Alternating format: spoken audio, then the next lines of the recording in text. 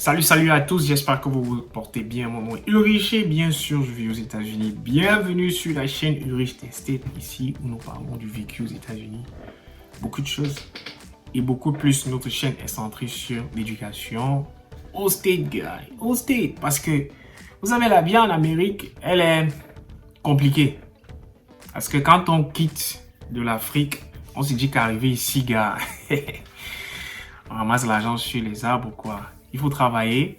Il faut aussi cultiver différents types de mindset pour pouvoir s'en sortir aux États-Unis. Au bout du moins, on ne va pas dire s'en sortir, mais pour avoir une vie assez agréable aux États-Unis. Donc aujourd'hui, on va parler des différents facteurs, des choses uniques que quelqu'un qui vient d'Afrique, en général, il doit cultiver quand il arrive aux États-Unis. Il faut le savoir. Et la première des choses ici, c'est de pouvoir cultiver un grand support. Vous savez, beaucoup de personnes qui arrivent ici disent qu'ils ne veulent pas fréquenter la communauté parce qu'il y a X, parce qu'il y a Y. Et laissez-moi vous dire que dans un sens, vous commettez une erreur. Tout simplement pourquoi? Parce que il y a beaucoup d'avantages que vous pouvez tirer de votre communauté. Comme on le dit, dans la vie, il y a tout ce qui est bien, il y a tout ce qui est mauvais. C'est à vous de pouvoir tirer ce qui est important pour vous et d'avancer. Donc, il est important pour vous de rejoindre des organisations culturelles, des clubs, des communautés et tout pour que cette différente communauté-là puisse vous aider dans votre futur. Et quand on parle d'aider dans le futur ici, c'est pour descendre maintenant sur ce qu'on appelle il faut embrasser ce qu'on appelle votre identité. Parce que beaucoup de ceux qui arrivent aux États-Unis, dans un sens, perdent leur identité. Ils perdent totalement leur identité. Donc, il est important pour vous d'embrasser votre identité et de toujours rester connecté à votre communauté. Ça ne sert à rien de fuir. Je vous le dis déjà, ça ne sert à rien de fuir. Parce que les gars arrivent ici. Bon, moi, je suis Camerounais de naissance, pour que les personnes arrivent aux États-Unis, que moi je n'aime pas fréquenter les Camerounais, moi je n'aime pas faire ceci, moi je n'aime pas faire cela. Dans les Camerounais ou bien c'est pas dans les Sénégalais, Ghanéens et tout, que vous dites que vous ne voulez pas fréquenter là, il y a des bonnes graines comme il y a des mauvaises graines. Et moi je dis souvent ça, je dis souvent à certains de mes amis, si tu arrives à un endroit, ou bien quand tu arrives dans une communauté où on ne parle pas de business, on ne parle pas d'entrepreneuriat, on ne parle pas de développement personnel, comment grandir en tant que personne aux États-Unis, il faut partir de cette communauté-là, même si cette communauté-là, ce sont des gens qui viennent de chez vous. Quelqu'un va peut-être dire, oui, Ulrich, je suis en train de te contredire. Non, j'ai dit, il faut savoir choisir les gens qu'on fréquente dans une communauté. Et je lui dis, dans chaque communauté, il y a de bonnes graines. Bon, c'est à vous de savoir, c'est à vous de sélectionner quelles sont ces différentes bonnes graines ou pas. Et vous savez ce de quoi je parle. Beaucoup d'entre vous savent. Beaucoup d'entre vous connaissent les bonnes graines de leur communauté. Et ensuite, on va tomber au troisième élément qui est l'éducation. Le but de cette chaîne, le but de mon combat sur les réseaux sociaux, c'est de faire en sorte que nous, en tant qu'Africains qui venons aux États-Unis, qui sommes déjà citoyens américains, green card et tout, nous devons continuer à nous éduquer. On n'empêche personne de faire des business, on n'empêche personne de faire X ou bien de faire certains Y. Mais il faudrait que vous mettiez l'éducation au centre de votre vie en Amérique. Tout ce que vous voulez faire, vous devez vous éduquer. L'histoire nous parle beaucoup de choses. Quand vous regardez les informations à la télé, quand vous regardez, si quelqu'un vous dit que vous pouvez réussir à 100% sans aller à l'école, c'est qu'il vous ment. Ça, je vous le dis. Cultivez le fait selon lequel vous allez vous asseoir sur les bancs. Même si vous êtes arrivé ici avec un diplôme, faites l'effort de prendre un diplôme américain. Si vous êtes arrivé ici, vous avez le doctorat dans n'importe quel autre pays, faites en sorte que votre doctorat soit sur les standards américains pour que vous puissiez avoir une forme de valeur. Il est important pour vous de continuer ici à vous éduquer. Continuez toujours à vous éduquer.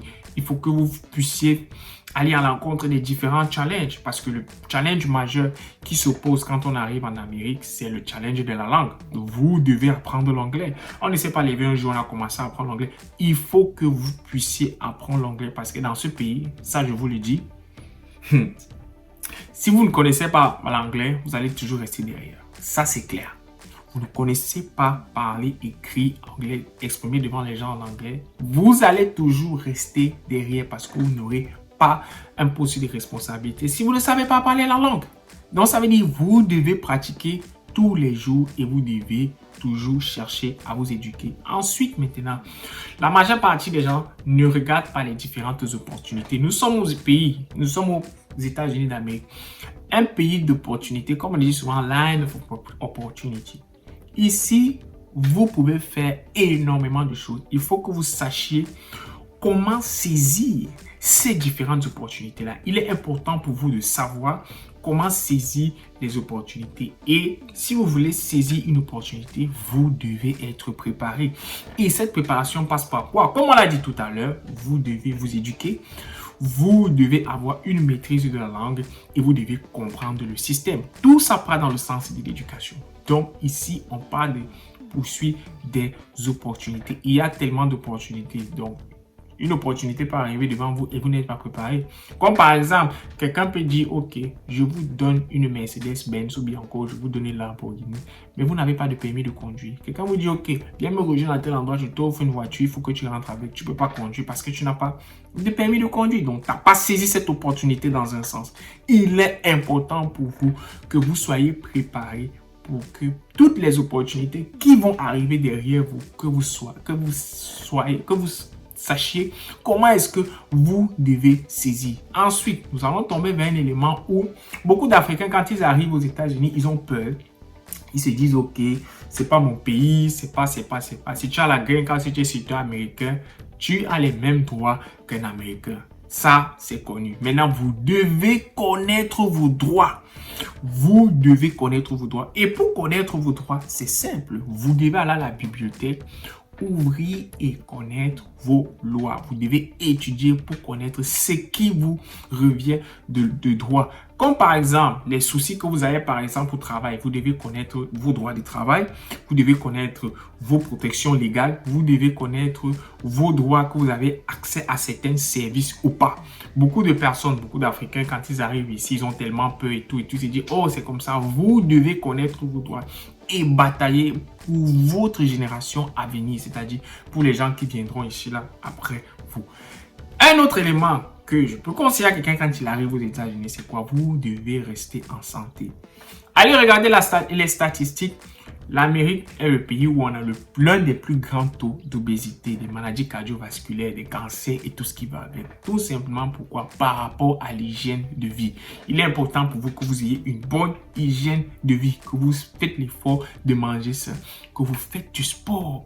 Il est important de faire le sport. Vous voyez, en Amérique, moi, c'est quelque chose qui m'a vraiment marqué quand je suis arrivé dans ce pays, c'est que je tourne un, je tourne deux, je vois un parc, je vois les gens en train de courir, je vois tout ça. Profitez de cela, profitez de l'air pur, profitez de cela. Courez, pratiquez un sport. Pour ceux qui partent jouer au football, jouez au football. Il faut que vous puissiez rester physiquement sain et aussi mentalement sain, parce que le secteur mental, c'est quelque chose qui est, on va dire quoi, tabou en Afrique. Parce qu'en Afrique, quand tu dis dépression, on ne sait même pas ce que ça veut dire. Moi, je vous parle parce que je suis passé par cette étape-là.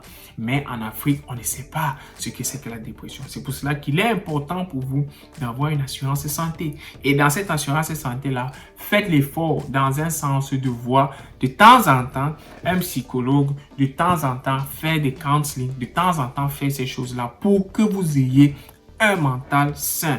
Parce que quoi? C'est le corps qui cherche l'argent. Je dis souvent ça aux gens. C'est le corps qui cherche l'argent. Si le corps est malade, tu ne peux pas chercher l'argent. Quand on va t'appeler pour les cachets en Afrique, tu vas faire comment? Tu ne vas pas envoyer. Tu vas faire comment ici pour toi-même t'en sortir quand tu n'as pas d'argent? C'est pratiquement impossible. Donc, il est important pour vous de rester sain, que ce soit physiquement, mais bien sûr que ce soit aussi mentalement. Et aussi dans un sens, on va terminer par quoi? On va terminer par le fait de moduler vos fréquences. Beaucoup de personnes, moi au début quand j'arrivais en Amérique, j'avais pas de budget, mon frère. J'avais pas de budget et c'était vraiment compliqué parce que tout ce qui entrait sortait. Ce que je peux vous conseiller dans mon dernier truc ici, c'est il faudrait que vous puissiez établir un budget. Écrivez vos dépenses, tout ce que vous dépensez, même le gaz que vous prenez, même les petits 50, 100 $ que vous envoyez au pays. Faites l'effort d'établir un budget parce que c'est à travers cela que vous allez vraiment savoir ce qui entre, ce qui sort et bien sûr, vous pouvez préparer votre futur. Comme on dit souvent, un bon entendeur s'aligne et non un bon entendeur salue. C'est même pas d'où ça sort. Un bon entendeur salue. Non. Un bon entendeur s'aligne. Alors, merci d'avoir regardé la vidéo et bien sûr, nous nous revoyons pour nos prochaines échéances. À ciao, ciao la famille.